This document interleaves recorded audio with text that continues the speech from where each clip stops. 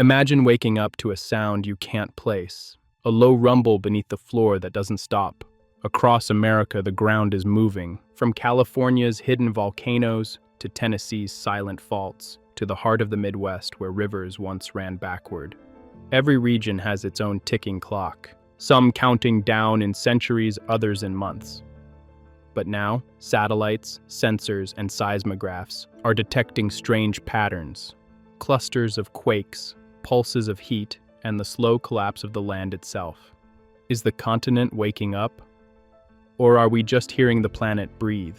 Tonight, we're diving beneath America to uncover the hidden forces reshaping the ground we stand on. As the sensors keep recording tremors across the West, scientists have begun focusing on a place few expect: the flat farmlands of America's heartland. Beneath the quiet towns and wide rivers, something ancient is stirring again. A fault line so powerful it once made the Mississippi run backward, and now, after 2 centuries of silence, the ground there is starting to move. Beneath the quiet farmlands of America's Midwest, something terrifying is stirring. For the past several months, scientists have recorded more than 200 earthquakes rippling through the ground beneath the Mississippi River Valley, a region most Americans never think of as earthquake country. The tremors are small, barely noticeable on the surface, but together they tell a story of pressure building deep underground along a fault line powerful enough to make rivers flow backward and reshape the land itself. This isn't California. There are no towering mountains or clear cracks in the earth, just small towns, bridges, and farmlands resting on one of the most dangerous hidden faults in the world. And if history is any guide, the new Madrid Fault doesn't warn before it strikes. Because the last time it awoke, in the winter of 1811, the ground shook so violently that church bells rang 1,000 miles away. Today, the same forces are stirring again, and experts now believe the next major quake could rival anything we've ever seen in the continental United States. The last time the ground here truly moved, it didn't stop for months. December 16th, 1811, 2 a.m. While most of the frontier slept, the earth under New Madrid, Missouri, ripped open. Homes lifted from their foundations, trees snapped mid-trunk. The Mississippi River, the lifeline of the young nation, suddenly reversed its flow. But that was only the beginning. Over the next 10 weeks, 2 more colossal quakes struck. January 23rd and February 7th, 1812. Each one stronger than the last. Frontier settlers wrote of the ground rolling like waves on the ocean. Entire forests sank beneath the mud, forming what's now Reelfoot Lake, Tennessee. Church bells rang in Boston, chimneys toppled in Cincinnati. The shaking was felt as far north as Canada. Imagine that power today. Memphis, gone dark. St. Louis, bridges twisted like wire, highways buckled, because scientists say those same fault lines are still alive and still locked. Modern seismologists estimate the main shocks range from magnitude 7.5 to 8.0, rivaling California's worst quakes. But there's one terrifying difference. The bedrock of the eastern US carries seismic waves 5 times farther, meaning one new Madrid quake doesn't just hit a city, it shakes an entire region, and the fault has never truly gone silent. Over 4,000 microquakes have rattled the zone since the 1970s. Each one a reminder that pressure is rebuilding. 2 centuries later, the land may look peaceful again, but beneath the farms and highways, the same fractures are creaking back to life, and the question haunting geologists now is chillingly familiar. When it moves again, will we be ready? Deep beneath the Midwest, the Earth is quietly shifting. Unlike the famous San Andreas Fault that slices through California, the new Madrid Fault doesn't sit at the edge of tectonic plates. It lies in the middle of one, the vast North American plate, which makes it a geological anomaly. Hundreds of millions of years ago, this part of the continent almost tore itself apart. A massive rift began forming, stretching from present-day Arkansas toward Illinois. But the continent didn't split. The rift failed, leaving behind a scar in the crust, a weak zone buried deep beneath the surface. For centuries, that scar has been slowly squeezed by the immense forces that drive plate movement. Pressure builds, millimeter by millimeter, year after year, and when the crust can't take it anymore, it breaks. That's what happened in 1811. And scientists believe it's happening again, Seismometers across the region have recorded thousands of small quakes since the 1970s, most too weak to feel, but powerful enough to reveal a pattern. They cluster along the ancient rift, a silent signal that stress is building once more. GPS satellites have detected subtle ground movement, a few millimeters here, a few there, the surface shifting like a slow inhale before a shout. And what worries researchers most is how widespread the shaking could be when the next rupture comes. In the soft, dense rock of the Midwest, seismic waves don't fade quickly. They travel. They amplify. They ripple across entire states, shaking cities hundreds of miles from the epicenter. In California, a magnitude 7 might devastate one region. In the new Madrid zone, the same event could rattle a dozen. That's why scientists call this fault a sleeping dragon, buried under farmland, hidden beneath rivers, yet capable of reshaping the heart of America in a single night. The air is still. The river is calm. Then, without warning, the ground begins to roll. At first, it's a vibration, dishes rattling, windows humming. Then, a violent jolt. Roads buckle, power lines snap, bridges sway as if made of rope. This is what a magnitude 7.7 earthquake would look like if it struck the new Madrid Fault today. According to FEMA's national simulation, more than 7 states would feel catastrophic shaking at once. Missouri, Arkansas, Tennessee, Kentucky, Illinois, Mississippi, and Indiana. Within seconds, downtown Memphis would be plunged into chaos. Brick buildings collapse, gas lines rupture, cell networks fail, highways that cross the Mississippi twist and crack, cutting off rescue routes. Further north, St. Louis trembles as the Gateway Arch sways several feet side to side. Old riverfront districts crumble. Power plants near the river shut down automatically as sensors detect ground failure. Across the Midwest, the shaking continues for nearly 4 minutes, an eternity for anyone caught inside. Then, the aftershocks begin. Thousands of them, some strong enough to topple what the first quake spared. Power grids fail across multiple states. Hospitals overflow. The Mississippi River becomes unrecognizable. Sand boils, fissures, and mud volcanoes burst from the ground as water surges into new cracks. Experts estimate that more than 80,000 people could be killed or injured, and over 2 million left without homes. The economic cost? More than $300 billion, the single most expensive natural disaster in American history. And the cruelest twist is that no one would be ready. Because unlike the West Coast, the Midwest has no early warning system, no strict building codes, and no real plan for when the ground beneath it finally decides to break again. Most people think tsunamis only strike coastlines, but during the new Madrid earthquakes of 1811 and 1812, witnesses described something few believed possible. Waves surging through the Mississippi River itself, boats thrown onto the banks, the current reversing, surging upstream for minutes at a time. If a quake of that power struck today, the same thing could happen again. Only this time, the results would be catastrophic. The Mississippi is no longer a wild frontier river.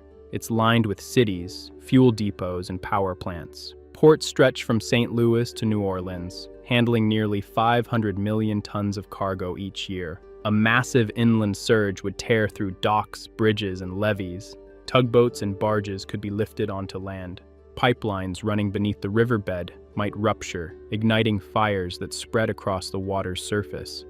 And the shaking wouldn't stop there. The soft soils of the Midwest are prone to liquefaction, a process where solid ground briefly turns to liquid. Entire neighborhoods could slump or vanish into the mud, just as they did 2 centuries ago. Then there's the hidden chain reaction few talk about, the Mississippi's role as a national artery. A rupture of bridges or fuel lines here wouldn't just devastate local towns. It would choke supply chains across half the country, stranding food, fuel, and cargo in the middle of America. It's not just a local disaster. It's the kind of event that could ripple through the economy, the power grid, and even global trade. All triggered by a fault most people don't even know exists. The new Madrid Fault doesn't roar often, but when it does, the entire nation will feel it.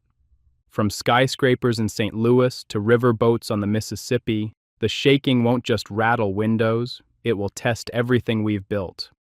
The hardest truth? We're not ready. Thousands of bridges, pipelines, and power stations across the Midwest were built without major seismic protection. Hospitals and schools sit directly atop ancient fault lines. Even the ground beneath our feet, soft, wet, and unstable, could amplify the shaking instead of absorbing it. Scientists are racing to understand when this will happen again. GPS readings show the crust in the region is slowly shifting, millimeter by millimeter, building pressure in silence. And history tells us that silence doesn't last forever. The last time this fault broke loose, the Mississippi River reversed its flow, and the land itself was rearranged.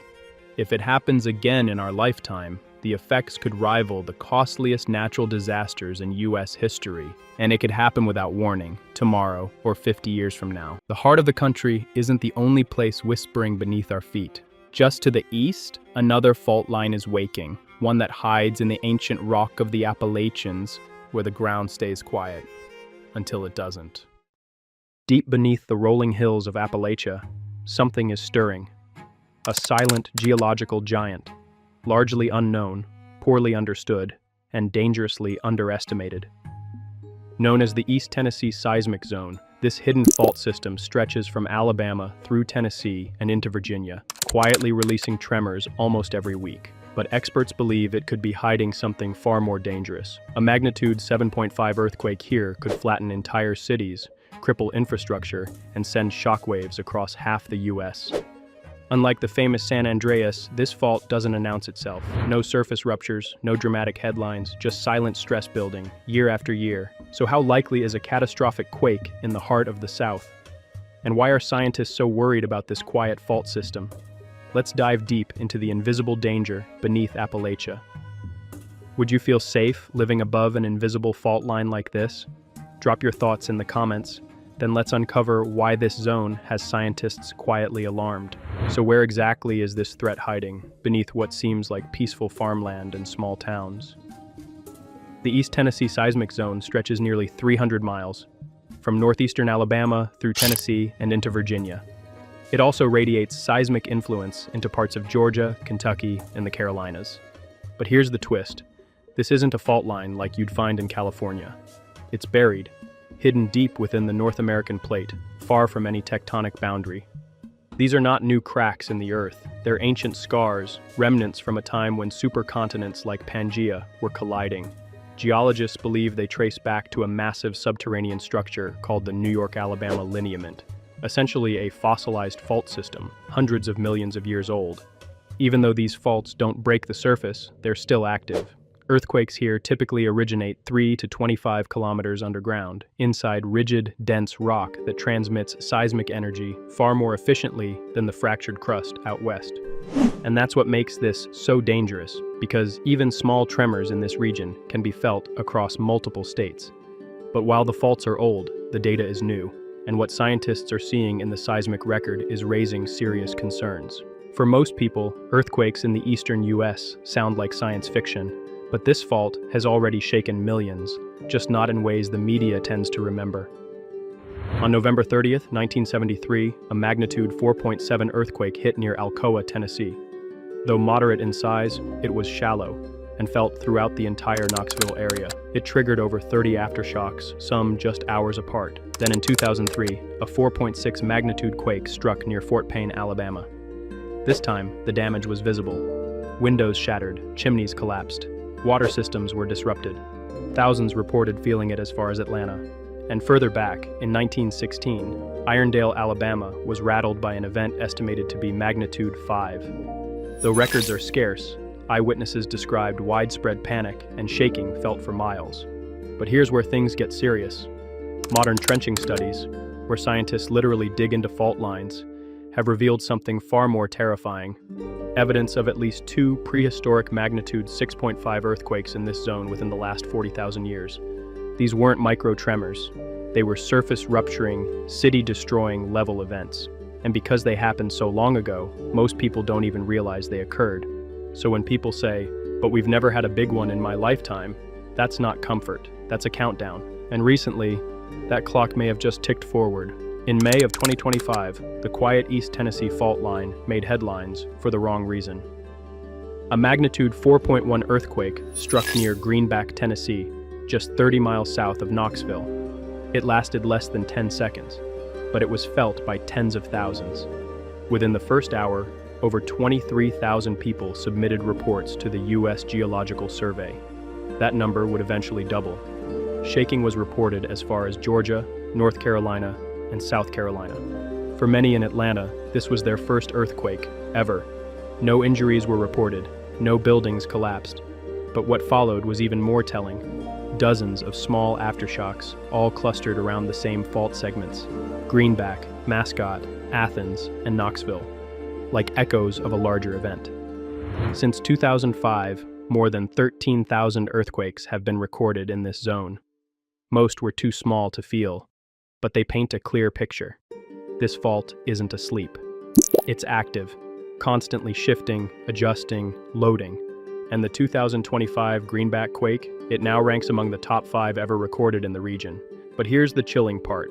If a magnitude 4.1 quake was felt across multiple states, what happens when the next real one hits? The scariest earthquakes aren't always the loudest. Sometimes they're the ones that give you years of warning, and no one listens. Could the next catastrophic U.S. earthquake strike Tennessee? According to the U.S. Geological Survey, the answer is yes.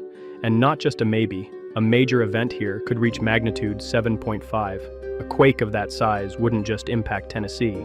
Because seismic waves travel farther through the dense eastern crust, the shaking could reach Kentucky, Georgia, Virginia, even parts of the Midwest. Millions of people, hundreds of cities, many with buildings never designed for seismic forces. The damage would be catastrophic. Bridges could collapse, water systems would rupture, power grids could go offline for days. Critical facilities, like the Oak Ridge National Laboratory or the Tennessee Valley Authority dams, would be under massive strain. And in the mountainous terrain of Appalachia, landslides and road cutoffs could isolate entire towns. Then comes the secondary disaster: blocked rivers, breached dams, flooding, and total grid failure. Emergency response: severely limited. Roads gone, communication lines jammed. Models suggest a rare but powerful earthquake in this zone could cause tens of billions of dollars in damage and leave thousands dead or injured. And all of it from a fault that most people don't even know exists. So if the risk is this real, why haven't we prepared? Thankfully, this fault hasn't gone completely unnoticed. Scientists and emergency agencies have been watching it for decades, quietly building a picture of what might come next. The Center for Earthquake Research and Information, based in Memphis, plays a central role. Alongside the Central U.S. Earthquake Consortium, a group of 8 states, they operate dense seismic networks, map underground stress zones, and run predictive models. New tools, like AI-driven seismic detection and satellite crust movement tracking, have revealed thousands of microquakes that were previously undetectable. Each one is a whisper from below, a signal that the fault is very much alive. On the ground, state agencies like the Tennessee Emergency Management Agency are promoting safety awareness. Public earthquake drills, infrastructure mapping, and community outreach are all part of the plan. You've probably heard of the Great Shakeout event. It happens every year, but most people don't participate. The problem isn't a lack of science, it's a lack of action. Many critical buildings haven't been retrofitted, bridges still sit vulnerable, and public readiness remains dangerously low. The tools to see it coming are improving, but without real-world changes, upgraded codes, public drills, and emergency systems, this silent threat could still catch us completely off guard. The East Tennessee Seismic Zone is quiet, but quiet doesn't mean safe. Every tiny tremor, every unseen shift beneath the Appalachian crust, it's not a release, it's a reminder, a signal that stress is still building. In geologic terms, it's not a matter of if, but when. The last truly massive quakes in this region happened thousands of years ago. That's more than enough time for the fault to reload and strike again. Scientists are watching. Emergency planners are trying. But as of now, millions still live in unreinforced homes. Schools and hospitals remain unprepared, and power, water, and fuel systems remain tightly interdependent and deeply fragile. If you live in Tennessee, Kentucky, or anywhere near this zone, you might not think of earthquakes, but the earth beneath you has a very different memory. The ground beneath the Appalachians may be restless, but farther west, another kind of collapse is already happening, one we can't feel but can measure. Here, the danger doesn't come from shifting rock, it comes from vanishing water. Because beneath the deserts of the American Southwest, the earth itself is starting to sink. There's a crisis unfolding in the American West. and most people have no idea it's happening. It's not in the headlines. It's not even visible to the eye, because this emergency is hiding underground. Over the past 2 decades, scientists discovered something chilling. The land beneath millions of Americans is quietly losing water, at a scale almost no one expected. We're not just talking about lakes and rivers running low. We're talking about 28 million acre-feet of groundwater, enough to supply every home in California for years. Just gone. And the scariest part? We didn't even know it was happening until a pair of satellites started tracking gravity. That's right, gravity. These satellites, part of NASA's GRACE mission, can detect tiny changes in Earth's mass caused by shifts in water underground. And when they turned their gaze toward the Colorado River Basin, the results were staggering. The land wasn't just dry, it was draining. Quietly, constantly, irreversibly. And what they found below the surface was far worse than what we'd lost above it. The Colorado River isn't just a river, it's the lifeline of the American Southwest. It provides drinking water for nearly 40 million people, from Denver to Los Angeles. In other words, nearly 1 in 8 Americans depends on it every single day. Its reach even extends beyond the U.S., supplying water to parts of Mexico through a century-old treaty. It irrigates 5.5 million acres of farmland, fields that grow lettuce, alfalfa, and citrus, crops that feed the nation and fuel exports around the world. Economically, the river is worth billions. It powers cities through massive hydroelectric dams like Hoover and Glen Canyon, and it keeps the lights on in Las Vegas, Phoenix, and countless desert communities that simply couldn't exist without it. In other words, take away the Colorado, and modern life in the Southwest collapses. But here's the catch. This lifeline runs through some of the driest land in North America, which means it's always been at risk, and when drought or overuse shrinks the river on the surface, cities and farms turn to its hidden reserve, groundwater. But here's the truth no one wants to face. We're not just draining the river on the surface. We're draining its hidden backup supply underground. The worst of it is happening in the lower basin, Arizona, Nevada, and California. These states rely heavily on groundwater when surface water runs short. But that's created a dangerous paradox. Every time drought tightens its grip on the river, farmers and cities drill deeper. And every time they drill deeper, the aquifers fall further. It's a feedback loop. The drier the river gets, the more we pump. And the more we pump, the faster the underground reservoirs collapse. When most people hear the word aquifer, they imagine an underground lake, a vast cavern of water waiting to be tapped. But that's not reality. Aquifers are layers of sand, gravel, and porous rock. They hold water in the tiny spaces between grains, like a sponge. Now here's the problem. When we pump gently, water flows out and the sponge refills with rain and snowmelt. But when we pump too hard, the pressure holding those pores open collapses, and just like a sponge that's been crushed flat, it never springs back. Geologists call this compaction, and it's permanent. Once an aquifer's storage space is destroyed, no technology can reopen it. Think about that. We're not just draining water, we're erasing the very capacity to store water for the future, and the consequences don't stop underground. When those layers collapse, the surface above them can literally sink. It's called land subsidence. And in parts of the Southwest, it's already visible. Fields, roads, even homes have dropped by several feet, all because the ground beneath them is caving in. The more we pump, the more the earth sinks. The more the earth sinks, the less space remains for water. It's a downward spiral that accelerates with every drought year. And here's the chilling part. Even as aquifers collapse, we're forced to chase what's left. That means deeper wells, saltier water, and costs that grow with every gallon pulled from the ground. When aquifers collapse, the damage doesn't stay hidden. It spreads across the economy, the land, and eventually into people's homes. The first hit is cost. Farmers who once tapped water at 200 feet now have to drill wells twice as deep. Each new well can cost hundreds of thousands of dollars, and the pumps that power them burn through staggering amounts of electricity. For cities, it means higher water bills as utilities chase groundwater that is harder and more expensive to reach. Then comes quality. As we dig deeper, the water that surfaces isn't fresh snowmelt from the Rockies. It's ancient, often salty water trapped for centuries. In some regions of Arizona and California, salinity levels have climbed so high that the water requires costly treatment just to be drinkable. It's like squeezing the last drops out of a sponge, only to find those drops are bitter. And then, the land itself begins to sink. This is called land subsidence, and it's already happening. In parts of Arizona's agricultural valleys, the ground has dropped by as much as 20 feet over the last century. Roads buckle, canals warp, homes crack, and once the ground collapses, that storage space for water is destroyed forever. Hydrologist Dr. Karim Abdelmohsen, who led a 2025 study on the Colorado Basin, put it bluntly, "Groundwater in the Colorado River Basin won't run out, but eventually we won't be able to get at it. That's the terrifying truth. The water is still there, but locked away, deeper and saltier, sinking out of reach."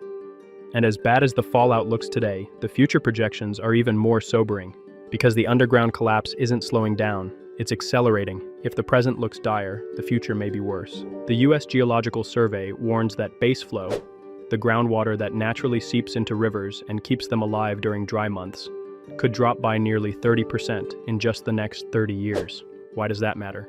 Because base flow is what keeps the Colorado moving when snowpack is gone and rain is scarce. Without it, the river becomes a flash flood in spring and a trickle in summer. Layer on climate change and the math turns brutal.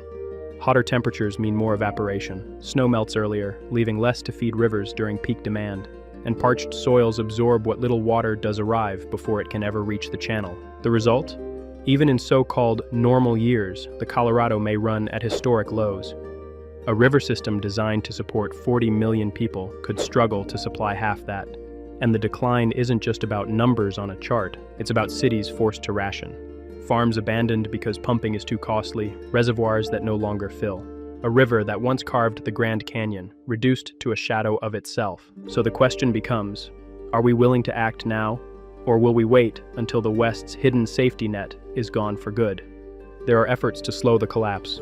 In Arizona, water managers are experimenting with artificial recharge, spreading excess river water into basins, letting it soak back into aquifers.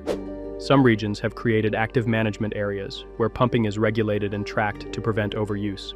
And on farms, new technology, from drip irrigation to crop switching, is helping stretch every gallon. But here's the reality. These fixes are small compared to the scale of the crisis. As researcher Dr. Jay Familietti has warned, there has to be some discussion of total water availability, both above and below ground, and how that water can be used sustainably over the next century. Right now, policy lags far behind science, and every year we delay, the safety net beneath the Colorado River collapses a little more. The Colorado River isn't just drying up on the surface, it's losing the hidden reserves that once made life in the West possible. A sponge that held water for millennia is now collapsing in a single human lifetime. But while the West dries and sinks, another threat is quietly rising. Not from below the water table, but from beneath the mountains of California. A volcano hidden in plain sight. And it's not asleep. Just north of San Francisco lies a volcano disguised as a lake, and it's still alive. Beneath peaceful waters and rolling vineyards lies a ticking time bomb. A volcanic system powerful enough to black out cities, choke the skies in ash, and trap tens of thousands with almost no warning. Clear Lake doesn't look like a volcano. There's no towering peak, no snow-capped cone. Instead, it hides in plain sight. Hills, forests, and a massive lake that attracts tourists and campers every year. But this calm landscape is deceiving. Beneath the surface sits a magma chamber that is very much alive. Scientists rank Clear Lake as one of the highest threat volcanic systems in the entire country. And yet, most people driving along Highway 29 have no idea they're crossing a volcanic field capable of changing life across Northern California in a single day. So how do scientists know this volcano is still alive? The answer lies in the whispers rising from the ground. At first glance, Clear Lake looks calm. Families boat across its waters, tourists hike its trails, but the ground tells a different story. Steam vents hiss near the shoreline, releasing superheated vapor into the air. Pockets of toxic gases bubble silently through the water, invisible hazards that can suffocate wildlife, or people, without warning. And just a few miles away, the Earth's heat is so intense that power plants have tapped it to generate electricity, creating the largest geothermal energy field on Earth. That energy is not harmless. It's powered directly by magma still stirring below the surface. In other words, this volcano isn't dead, it's breathing. To scientists, these aren't background noises. They're signs of unrest, a restless system, quietly releasing pressure. But history has shown that when pressure builds faster than it can escape, volcanoes don't whisper. They explode. And this isn't just a local curiosity. Some of the deadliest eruptions in history, from Iceland's Laki eruption to Mount Pinatubo in the Philippines, started with small gas releases and steam vents, only to escalate into regional catastrophes. Clear Lake's biggest threat isn't just what's under it, it's what surrounds it. The entire region is laced with fault lines, fractures in the earth that shift and grind under enormous pressure.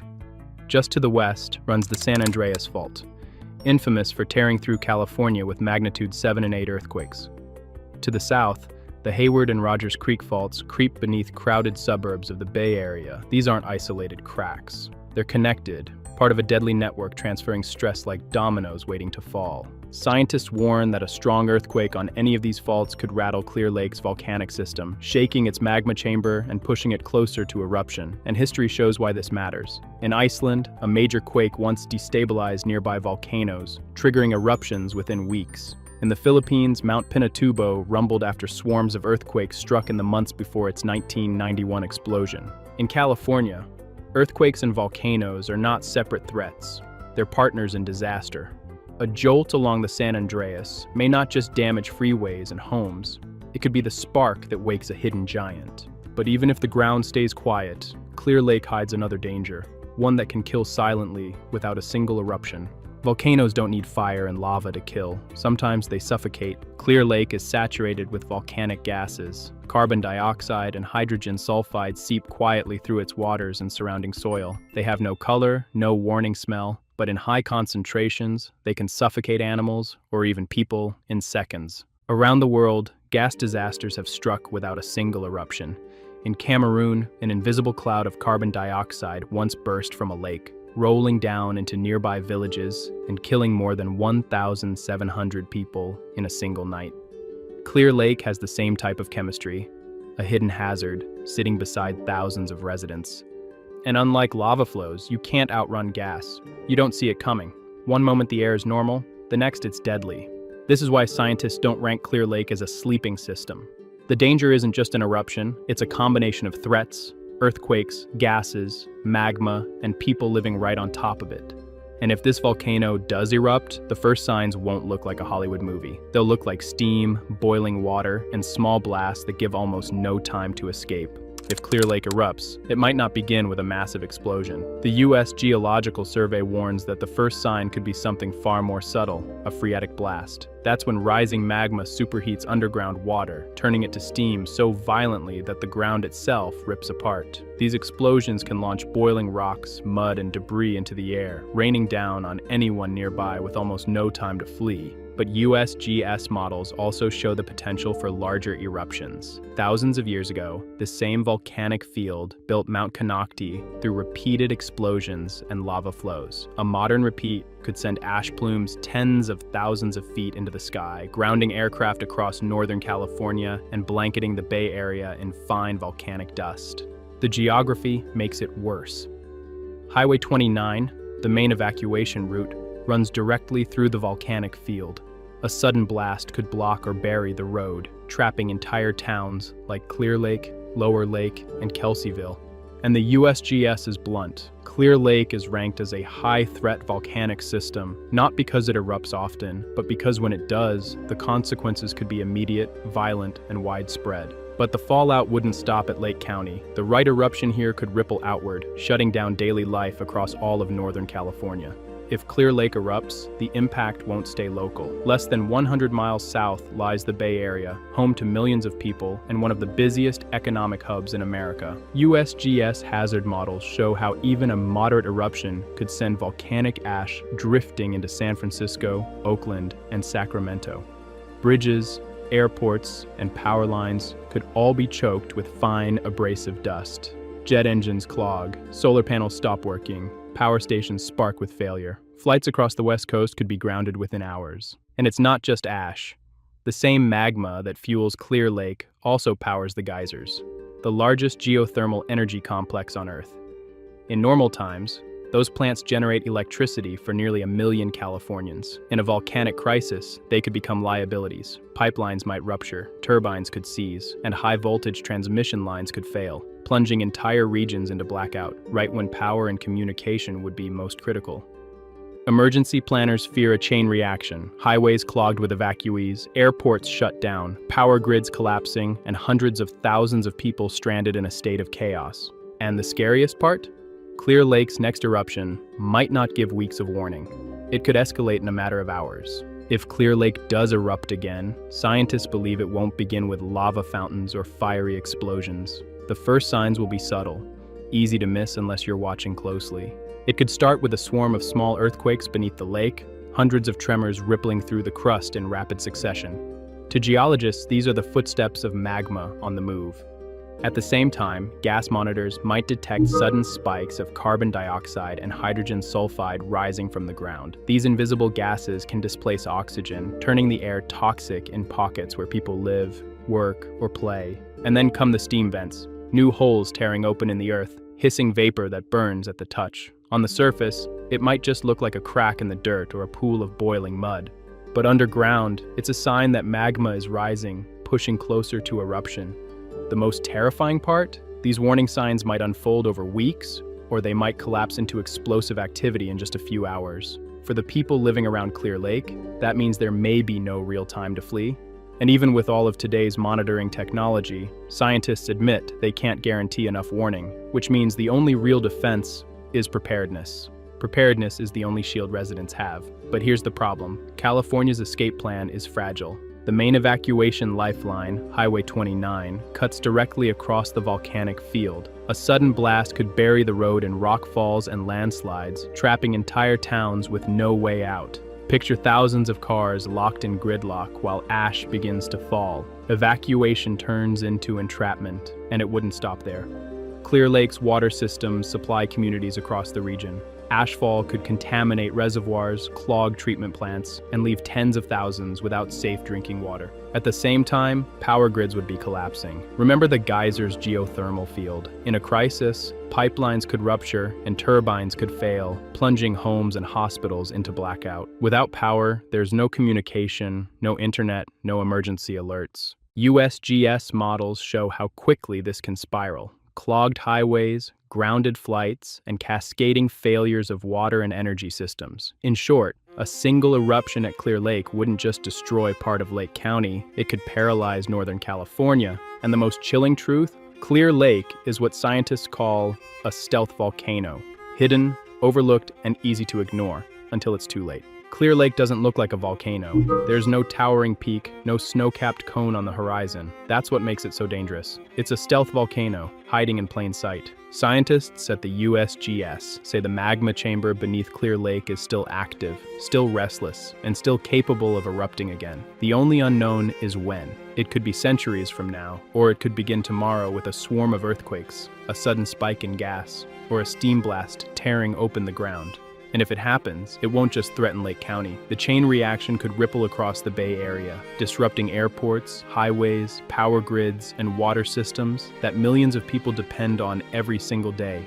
That's why Clear Lake is terrifying. But Clear Lake isn't alone. Stretching north from California into Canada, a chain of volcanoes towers above the Pacific, each one part of a greater system, capable of reshaping the continent. And this summer, those volcanoes did something no one expected. They pulsed together, like the Earth itself was alive. The ground beneath the Pacific Northwest isn't quiet. In July 2025, a monster quake near Russia sent shockwaves racing through the planet, and the Cascade volcanoes responded in a way no scientist had ever seen before. They pulsed together, almost as if the entire mountain chain was alive. For hours, Mount Rainier, Mount St. Helens, Hood, Shasta, all beating in the same rhythm, like Earth itself was ringing them like bells. But the mystery doesn't end there, because even without distant quakes, the Cascades have a history of sudden eruptions that rewrite landscapes and test entire cities. The question isn't whether these volcanoes will stir again, it's how, and how soon. July 29th, 2025. A monster 8.8 quake rips through the Pacific near Russia. Tsunami sirens blare from Alaska to Japan, but hours later, something bizarre begins happening thousands of miles away. America's Cascade volcanoes start pulsing, almost like they're alive. At first, scientists dismissed it as aftershocks. Megaquakes often send shockwaves bouncing through Earth like a bell being struck, but this wasn't random noise. across the entire Cascade Range, from Mount Baker in Washington down to Mount Shasta in California. Seismic monitors began picking up faint, rhythmic pulses, not once, not twice, but in a repeating pattern, stretching for nearly 6 hours. And here's what made experts nervous. These weren't ordinary tremors. They appeared almost simultaneously across multiple volcanoes, synchronized like instruments in a hidden orchestra. The Pacific Northwest Seismic Network had never seen anything like it. Post-quake vibrations are common, but not this structured, not this widespread, and certainly not this regular. Dozens of bursts spaced out in perfect intervals, as if something deep below the Cascades was keeping time. Was this just harmless resonance, or the earliest warning signs that the quiet giants of the Pacific Northwest were stirring together? What came next shifted the entire conversation, because one volcano in particular began acting very differently. And the first to draw attention? Mount Rainier. At 12:17 p.m. on July 30th, barely 8 hours after the Kamchatka quake, a strange swarm of long, low-frequency pulses began echoing beneath its southeastern flank. They weren't loud. They weren't violent. But they were too precise to ignore. Within minutes, the same signals appeared under Mount St. Helens, then Mount Hood, then the Three Sisters in central Oregon. One by one, the Cascade volcanoes seemed to answer Rainier's call. Automatic alert systems quietly triggered across the Northwest. But here's the twist. None of the volcanoes showed eruption signs. No harmonic tremors that usually suggest magma is rising. No GPS shifts to show the ground swelling. No sudden gas release. Yet the signals pulsed on, steady and coordinated. By evening, USGS and top university scientists had convened in an emergency session. The verdict? These were not random aftershocks. They were transient tremor-like pulses, eerily similar to what's seen before eruptions, just without any of the physical changes that normally come with them. So, if the mountains weren't preparing to erupt, what exactly were they responding to? According to Dr. Alina Valdez, it's not an eruption signal. It's more like the mountain is listening, responding to a global pressure wave. And Dr. Andrew Forrester added, these pulses came every 11 minutes, like clockwork. That kind of timing does not happen in geological noise. What made this so remarkable wasn't just Rainier, it was the sheer scale. Data from more than 40 seismic stations lit up at once, showing tremor pulses across nearly 14 different volcanoes. Each signal was faint, but they carried the same rhythm, like the entire mountain chain was keeping time with an invisible metronome. Scientists compared it to a bell choir, each volcano chiming in when struck by a planetary shockwave. But here's the mystery. No one could explain why the Cascades would sing together like this. Dr. Tessa Nakamura described it this way. It's as if the whole arc of the Cascades was gently wrung out, not violently, but just enough to make the mountains hum. And then, almost as quickly as it began, the signals faded. By August 1st, the strange pulse was gone. No eruptions, no ground swelling, no abnormal heat on satellite scans. Official alert levels, still green, but the scientific community, buzzing with questions. The quake that sparked all this wasn't ordinary. An 8.8 release of energy is enough to shift entire plates, not just shake local coastlines. These events ripple outward, redistributing stress across the planet, and the Cascades, resting on their mix of faults, fluids, and magma chambers, acted like tuning forks, hypersensitive to the slightest change.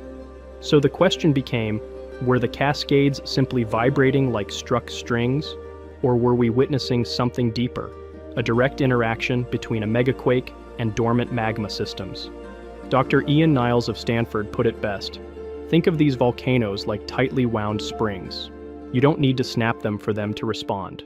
Sometimes the gentlest nudge can set them wobbling. And history reminds us, St. Helens erupted in 1980 with only weeks of warning. Rainier, with its glaciers and lahar risks, could be even more dangerous if nudged the wrong way. By early August, researchers began digging into the anomaly with fresh tools. Using matched filter analysis, they compared the Cascades' mysterious pulses against decades of seismic archives. What they found was surprising. The signals looked less like eruption tremor, and more like deep, slow-slip earthquakes, the kind that occur silently along hidden faults. But that raised an even bigger question. Was the Kamchatka megaquake nudging the Cascades' buried faults into motion? Another theory went further. Some scientists whispered about resonance, standing waves rippling through Earth's mantle like sound through a cathedral. Imagine the entire planet ringing like a bell, its vibrations transferring energy to the Cascades' partially molten underworld. If true, this wasn't just seismic noise, it was Earth itself, playing the volcanoes like instruments. At Mount Rainier, sensors recorded tiny but measurable heat changes near fumaroles. At Shasta, geophones detected the first unusual ground noise in years. Japanese and Russian monitoring stations picked up sympathetic tremors in their own volcanic arcs. It was as if volcanoes across hemispheres were quietly acknowledging the same planetary jolt. And that left scientists staring at a startling possibility. Are volcanoes worldwide connected by invisible threads of seismic energy? Dr. Wren of the Global Seismology Institute summed it up bluntly. Volcanoes don't act in isolation. They are part of a planetary system that responds together. For the first time, it seemed the Cascades had proven him right. By that weekend, a cautious consensus began forming. What the Cascades had experienced wasn't magma surging upward. It wasn't eruption tremor. It was something new, what scientists started calling volcanic micro-resonance. Energy from the Kamchatka quake had traveled not just through the crust, but possibly into deeper magma reservoirs, causing subtle oscillations without eruption. In other words, the mountains may have briefly exhaled together. At the University of Washington, Dr. Shawweber noted that GPS stations registered tiny, synchronized shifts across multiple peaks, as if the entire volcanic chain flexed for a heartbeat. In southern Oregon, Newberry Caldera's geothermal output ticked upward, just enough to catch attention. And offshore, hydroacoustic sensors captured faint, low-frequency tones beneath the Cascades themselves, sounds no one expected from a supposedly quiet arc. Despite the strangeness, eruption risk remained low. Gas emissions stabilized, satellite heat scans showed nothing unusual, and the tremor sequence faded. But the scientific implications were enormous. Nearly every major Cascade volcano had responded in unison to a distant quake, pulsing together like linked organs in Earth's body before falling silent again. Some researchers called it the first real evidence of tectonic volcanic coupling across continents. Others argued it proved dormant. Volcanoes are far more sensitive to planetary vibrations than anyone assumed. And a few asked the most unsettling question of all. If one megaquake can make volcanoes whisper in unison, what happens if the next one strikes before the echoes fade? And while that global connection remains a mystery, one fact is undeniable. The Cascades don't need a distant megaquake to be dangerous. On their own, these mountains have a history of eruptions powerful enough to rewrite landscapes and threaten millions. The Pacific Northwest isn't just home to forests, coffee, and tech giants. It sits on top of a chain of volcanoes capable of rewriting history in a single day. From Northern California to Canada, the Cascades are a lineup of some of the most dangerous peaks on the continent, many of them towering over millions of people who rarely think about what's beneath their feet. Just this summer, Mount Rainier reminded scientists how alive these mountains really are. More than 1,300 small earthquakes shook its slopes in only a few weeks, the most ever recorded there. None were strong enough to knock dishes off shelves, but together, they signaled that deep underground, something was moving. And if history has taught us anything, it's that ignoring those signals can be costly. Mount St. Helens proved that in 1980, when it tore itself apart in one of the most violent eruptions in U.S. history. That was one volcano, on one day, but there are more than a dozen giants here, each one with the potential to change the Pacific Northwest forever. Now, with new swarms of quakes, shifting ground, and strange gas releases making headlines, the real question isn't whether these volcanoes will erupt again, but whether we're watching the first hints of what's to come. Not all volcanoes are built the same, and the Cascades are the worst kind to underestimate. Unlike the broad, slow-moving shield volcanoes of Hawaii, most Cascades are stratovolcanoes, steep, layered peaks made of hardened lava, ash, and shattered rock. That mix makes them unstable, and when they erupt, it's rarely gentle. Stratovolcanoes specialize in explosions, towering ash plumes, fast-moving pyroclastic flows, and floods of mud and debris called lahars. The reason they exist at all lies far offshore. The Juan de Fuca Plate, a chunk of Earth's crust sitting under the Pacific Ocean, is slowly sliding beneath North America. This process, called subduction, drives water and minerals deep into the mantle, melting rock into magma. That magma has only one way to escape: up. And where it reaches the surface, it builds volcanoes like Mount Rainier, Mount Hood, Mount Shasta, and dozens of smaller cones that dot the landscape. Stretching for more than 700 miles, the Cascade Arc is a volcanic assembly line, and while not every peak erupts often, history shows that any of them can. That unpredictability is what makes the Cascades so dangerous, and why scientists treat every tremor, every gas leak, and every bulge in the ground as a potential warning sign. The Cascades have a rhythm, long silences broken by moments of chaos, and when those moments come, they can rewrite landscapes overnight. The most famous example is Mount St. Helens in May 1980. After weeks of tremors and swelling, the mountain's north face gave way in the largest landslide ever recorded. That collapse uncorked a sideways blast so powerful, it flattened forests across 230 square miles and sent ash circling the globe. 57 lives were lost. Billions of dollars were spent in recovery, and the Pacific Northwest learned just how destructive one volcano could be. But St. Helens is far from alone. Mount Rainier, the tallest peak in the Cascades, has erupted many times in the past 10,000 years, and its icy slopes mean even a small eruption could unleash massive lahars barreling into nearby valleys. Mount Hood erupted in the late 1700s, its ash and lava flows reminding Portland that the mountain is anything but dormant. Farther south, Mount Shasta has erupted repeatedly over the past 4,000 years, while Mount Mazama's colossal eruption 7,700 years ago created Crater Lake, one of the most dramatic volcanic scars on the continent. Even recent history holds reminders. Mount St. Helens stirred again in 2004, this time growing a new lava dome over the course of 3 years. It was quieter, almost surgical compared to 1980, but proof that the volcano is still very much alive. The pattern is clear. Cascades volcanoes don't erupt often, but when they do, the results are catastrophic. And the silence in between, it's not reassurance, it's buildup. For years, the Cascades have been mostly quiet, but recently, that silence cracked. In July 2025, Mount Rainier experienced its largest earthquake swarm ever recorded. More than 1,300 tiny quakes rattled the volcano in just a few weeks, at times spiking to 40 tremors an hour. Most were too small to feel, but to scientists, the message was loud and clear. Something was shifting deep inside the mountain. Was it magma pushing upward? The USGS says no. The data points instead to fluids moving through cracks in the rock. Still, it's a reminder that Rainier is active, complex, and unpredictable. And it wasn't just Rainier. Mount St. Helens, Mount Hood, and even Mount Adams have all registered small quakes and gas releases over the past year, the kind of background activity that scientists expect from living volcanoes. By early September 2025, USGS reported that all Cascade volcanoes remain at normal background levels. In other words, calm for now. But history shows that calm doesn't always last. Eruption cycles can shift suddenly, and swarms like Rainier's are exactly the kind of whispers that scientists watch for, because sometimes whispers turn into warnings. If history proves anything, it's that the Cascade volcanoes will erupt again. The real question is, which one and how bad will it be? Scientists consistently rank Mount Rainier as the most dangerous volcano in the United States. It's not just its height, it's the ice. Rainier is covered in massive glaciers, and even a small eruption could melt enough ice to trigger lahars, walls of mud and debris racing down valleys at highway speeds.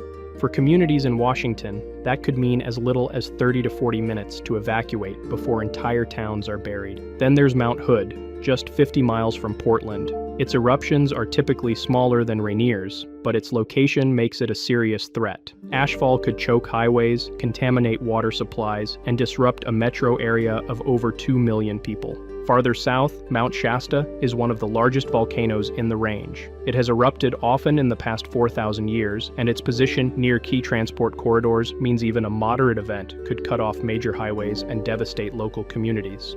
And of course, Mount St. Helens, the repeat offender. Its crater still steams from time to time, and scientists consider it one of the most likely Cascade volcanoes to erupt again within our lifetimes. Another explosive blast like 1980 is unlikely thanks to the crater's collapse, but smaller dome-building eruptions, mud flows, and ashfall remain very real threats. Even the lesser-known peaks, Glacier Peak, Mount Baker, the Three Sisters, have erupted in the past and show signs of unrest. In other words, the danger isn't concentrated in one mountain. The entire arc is alive, and the next eruption could come from where it's least expected. The threats go beyond lava and ash. Power outages, flight disruptions, contaminated crops, and billions in economic losses are all part of the picture. A cascade eruption wouldn't just be a local disaster. It could ripple across the entire country. The good news is that we've never been better at tracking volcanoes. Across the Cascades, a web of seismic sensors, GPS stations, gas detectors, and satellites keeps watch 24/7. At the Cascades Volcano Observatory in Washington, scientists study every tremor, every ground shift, every wisp of gas. That network means we'd almost certainly get early warning signs before the next eruption. Days, weeks, or even months of notice, depending on the volcano. Communities near Rainier, St. Helens, and Hood already have hazard maps, evacuation routes, and regular drills. But there are limits. Monitoring coverage isn't perfect, and funding only goes so far. Some valleys still don't have dense sensor networks, and nature doesn't always play by the rules. A swarm of tiny quakes might lead to nothing, or it might be the first clue of something larger. Forecasting is still more art than science. So is a major eruption imminent? Probably not. Right now, every Cascade volcano is officially at normal background levels, but the key word is right now. The quiet we're living through is temporary, and one day it will end. The Cascade volcanoes aren't relics of the past. They're active, living systems. Mount Rainier's record-breaking swarm this summer is proof that these giants still stir beneath the surface, even if the ground above looks calm. History guarantees that another eruption will come. Maybe it's decades away, maybe longer. But as cities sprawl closer to hazard zones and glaciers retreat from warming climates, the risks grow more complicated. An eruption in the Cascades wouldn't just test scientists, it would test how prepared we really are. For now, the mountains rest. But rest isn't the same as peace. The silence will break. And when it does, how we respond will decide whether it's remembered as a tragedy or a survival story. So what do you think? Are the Cascades quietly gearing up, or just reminding us who's really in charge? Drop your thoughts in the comments, and let's talk about it. Thanks for watching Geosphere. Subscribe if you want more deep dives into the forces shaping our planet.